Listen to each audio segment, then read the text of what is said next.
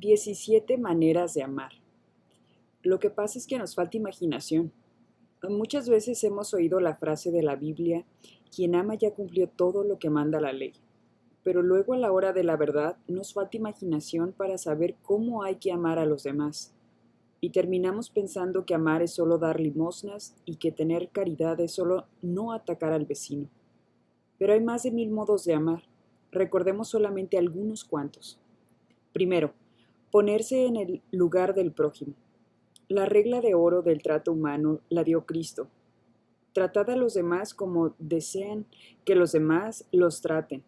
Lo malo es que juzgamos desde nuestro propio sitio sin colocarnos mentalmente en el puesto que ocupan los otros. Si el profesor se colocara mentalmente en el puesto de sus alumnos, ¿seguiría con ese rostro tan serio? ¿Regañaría de esa manera?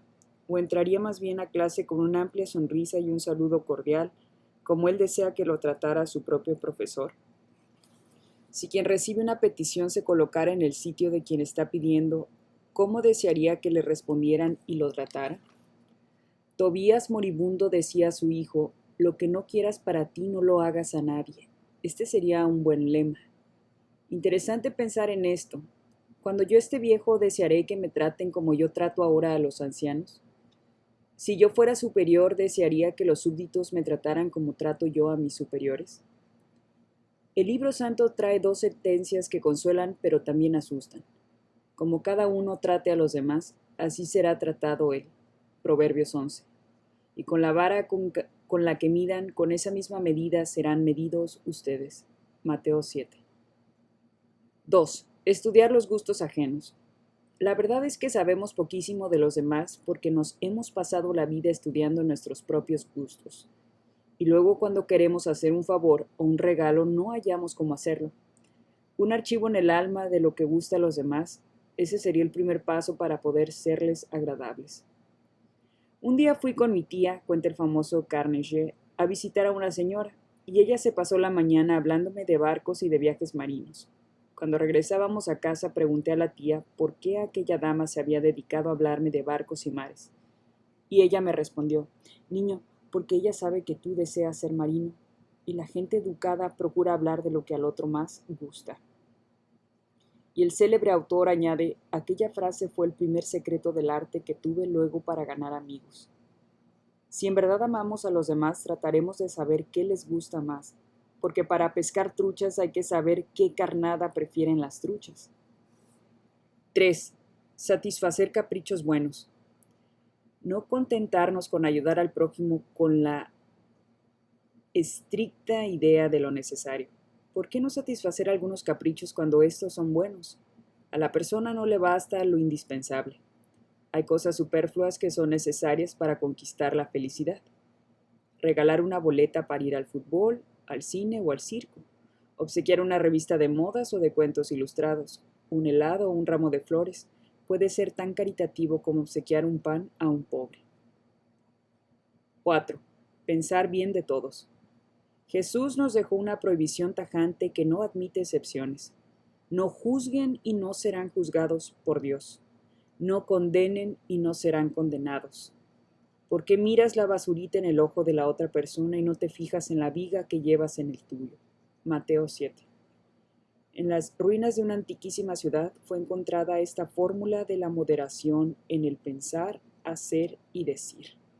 No digas, hagas, creas, juzgues, gastes. Todo lo que puedes, oyes, ves, tienes, porque el que dice, hace, cree, juzga, gasta, todo lo que sabe, puede, oye, ve y tiene, muchas veces dice, hace, cree, juzga, gasta, lo que no conviene, debe, puede o es. Hay que empezar por barrer de prejuicios nuestra alma y partir de este buen principio. Quien hace algo malo lo hace más por equivocación que por maldad. Buscar los atenuantes, lo que excusa y no despreciar a nadie, porque todo lo que otros han cometido lo podemos cometer también nosotros. Es inútil decir de esta agua no beberé, pues como dice San Agustín, si despreciamos a los demás, caeremos luego en las mismas faltas que en ellos criticábamos. De una cosa podemos estar seguros: la mayor parte de las veces que despreciamos a los demás, nos equivocamos. 5. Cultivar la simpatía. En muchas personas la simpatía es un don natural, en otras no lo es, pero tiene una enorme ventaja esta cualidad, y es que se puede obtener a base de esfuerzo. San Francisco de Sales, el hombre más amable que ha existido después de Cristo, solía decir: no existe un campo tan árido que el esfuerzo del labrador no logre convertirlo en hermoso huerto.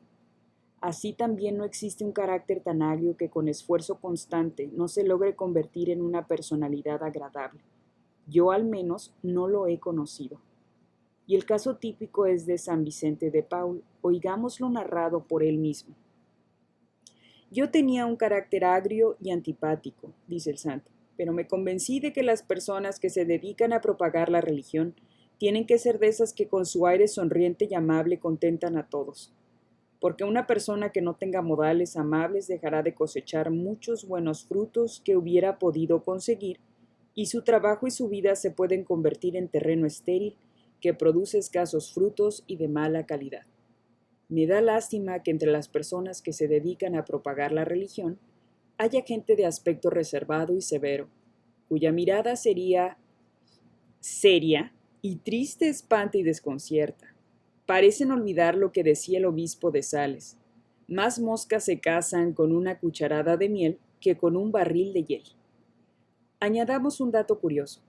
Este San Vicente, que reconoce haber sido en un tiempo un hombre de carácter agrio y antipático, logró a base de esfuerzo y oración una amabilidad tan admirable que el gran Bossuet exclamó después de haber tratado con él: «Oh Dios, si Vicente de Paul es tan inmensamente amable, ¿cómo serás tú?». Quizá alguno de nosotros nos esté pidiendo el Señor un cambio como el que se propuso y obtuvo San Vicente. 6. Animar. En torno a nosotros hay personas que trabajan y desean nuestro aplauso, personas que aciertan muchas veces, aunque algunas veces se equivoquen también. El secreto del éxito es no dejar ningún éxito sin elogiar, sobre todo si se trata de personas muy sensibles. La más grande palanca de que dispone quien se dedica a educar es el estímulo. El éxito de un maestro depende de su capacidad para estimular. Las personas tienen hambre y sed de estímulos y de elogios.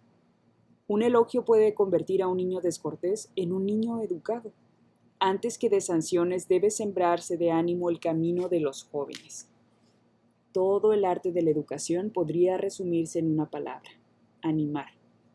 Y la razón es sencilla. La persona joven por sobre todo desea crecer, quiere aventajarse, hacer un buen papel ante los demás. Se equivoca muchas veces, pero aún en sus extravíos busca y necesita comprensión y una voz de aliento que aplauda su buena voluntad. Un padre de familia o un educador que nunca alaba a los jóvenes por nada, los acompleja. Ese instinto que toda persona tiene de buscar la estimación de los demás se puede constituir en la más poderosa ayuda para la educación. Con esa palanca sobre el corazón, el niño es capaz de todos los esfuerzos. No son las expresiones negativas las que ayudan al joven a triunfar. Un «eres franco, eres cuidadoso, eres generoso» tiene 100 veces más efecto educativo que un «no sirves para nada». Hay que darle un bravo para la aritmética aunque la historia ande mal, bravo para la conducta aunque el rendimiento en estudios no sea el máximo, bravo para la aplicación aunque la conducta no sea óptima. Quien no brille en el estudio merecerá quizá un elogio en el deporte o viceversa. El reproche opaca, el elogio eleva. 7. Corregir con cariño. El libro de los Proverbios de Salomón nos dice: más te ama quien te corrige por los defectos que tienes que quien te alaba de cualidades que no tienes. Y añade: no ama verdaderamente a su hijo quien no lo corrige.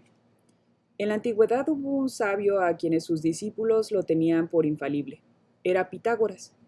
Y este gran hombre repetía a sus alumnos: si no tienes un amigo que te corrija tus defectos, búscate un enemigo para que te haga tan gran favor.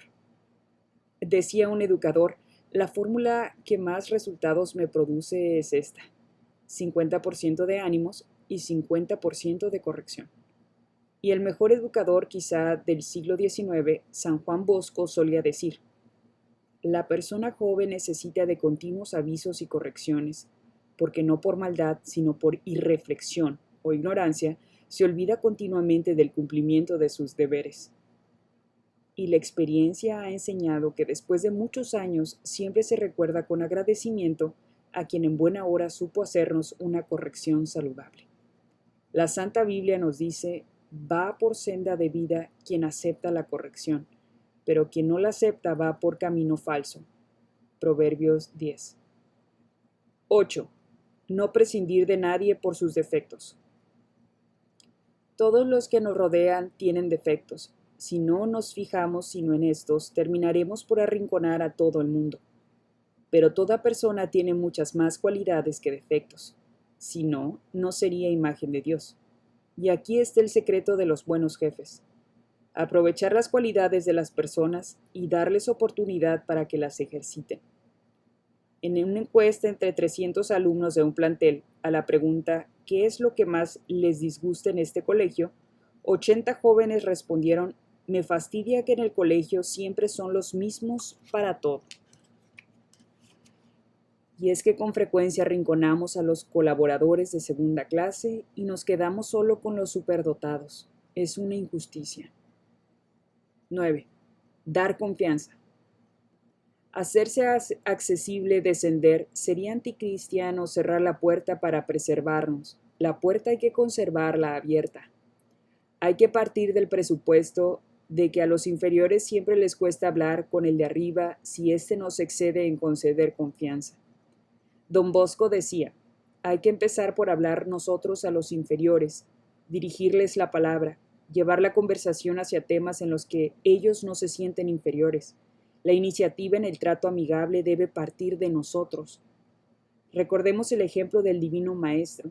Él se codeaba con un montón de colegas nuestros en el pecado, publicanos, pecadoras, samaritanos, etc.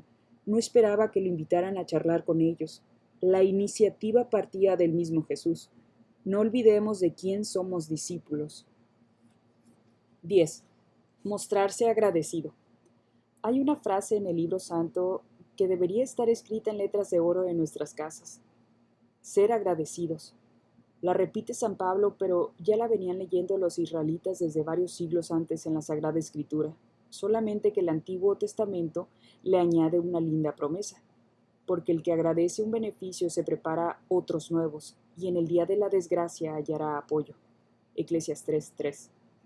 Demos siempre las gracias, y mejor si es en público. No ocultemos los favores que se nos han hecho como si con ellos se nos humillase. Santo Tomás Moro decía con cierta ironía: nosotros tenemos la costumbre de escribir en mármol, en letras imborrables, las ofensas que nos hacen, y en arena los favores que recibimos. Ojalá fuera mentira tan horrible cosa. 11. Perdonar y olvidar. No contentarse con perdonar y pasarse luego la vida exhibiendo un perdón que siempre humille. Quien nos ofendió debe llegar al convencimiento de que olvidamos por completo la ofensa que nos hizo. Si dentro de nosotros sigue la herida abierta, obrar al menos como si nada hubiera pasado. Pío XII decía: no he encontrado frase más anticristiana que esta: perdono pero no quiero olvidar. ¿Qué tal que después de cada pecado se mostrara Dios tan frío e indiferente con nosotros, como nosotros nos mostráramos para con los que nos ofenden? Estaríamos irremediablemente perdidos. El Señor sabe que lo ofendemos más por débiles que por malos, y nos perdona con magnificencia, pero nos pide observar ese mismo procedimiento respecto a nuestros ofensores, ver más debilidad que maldad en sus ofensas. Un consejo muy psicológico, pero que tiene unos efectos casi mágicos. Recemos por los que nos han ofendido. Es casi imposible odiar a una persona por la cual uno reza con frecuencia. Fulton Sheen. 12. Sujetar la imaginación. No ver injurias donde no las hay.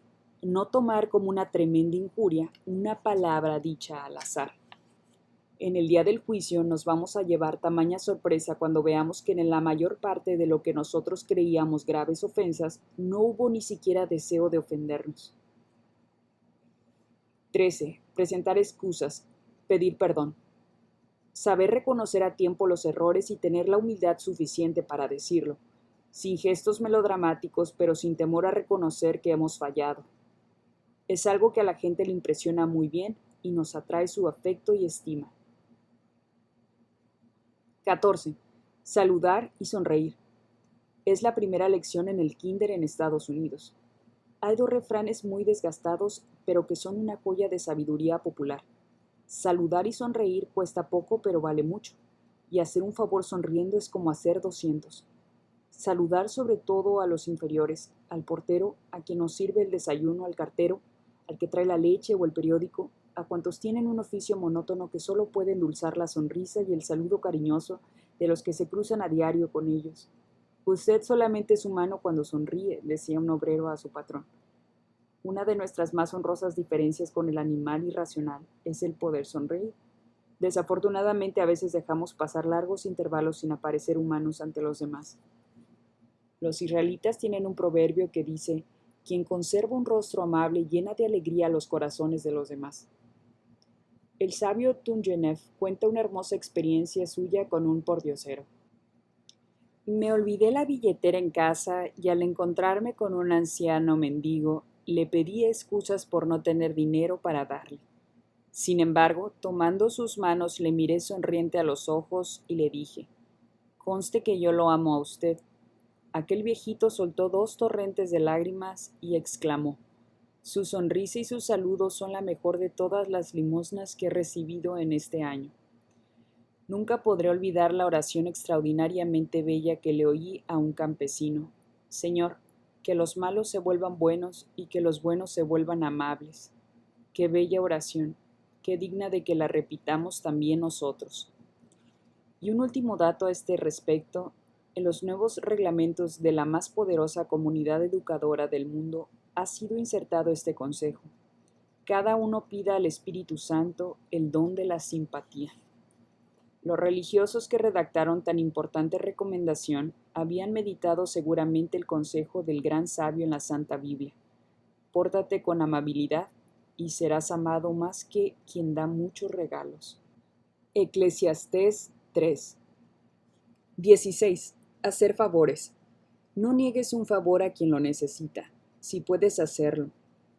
Dijo hace 3000 años el rey Salomón, Proverbios 3. Y Jesús resumió en la más formidable regla de oro toda la ley del trato social. Todo el bien que desean que los demás les hagan a ustedes, háganlo ustedes a ellos. Mateo 7:12. Y para animarnos a prodigarnos en favor de los otros, nos dejó una de esas promesas infalibles que tanto impulsan a darse al prójimo. La medida que usen para dar a los demás se usará para medir lo que van a recibir ustedes.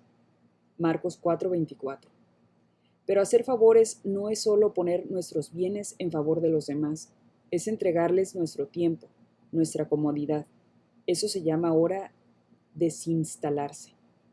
Hagamos favores sin hacernos rogar, sino más bien como si nos hicieran un gran beneficio permitiéndonos hacerles ese favor. Dios ama al que da con alegría. 17. Prestar libros. El adagio popular dice: no se sabe quién es más tonto, si el que presta un libro o el que lo devuelve. Pero esto no es sino un retrato de nuestro mezquino modo de pensar. Prestar libros es un noble modo de amar. Es una forma de repartir cultura, de hacer fecunda nuestra biblioteca. Un visitador felicitaba al bibliotecario de un colegio por lo desgastados y grasosos que estaban los libros, y le explicaba el porqué. Cuando los libros de una biblioteca están en muy perfecto estado, es señal de que han estado en muy pocas manos, y por lo tanto han hecho muy poco bien. Pero si están desgastados, es señal de que han tenido muchos lectores. Una biblioteca no vale por lo bellos que estén sus libros, sino por las personas a quienes haya sido provechosa. La prudencia nos enseñará qué métodos usar para obtener que nos devuelvan los libros prestados. Por ejemplo, en los colegios, pedir que nos dejen mientras tanto su documento de identidad, tarjeta, etc. Pero de todos modos hay una ley de Cristo que no admite excusas.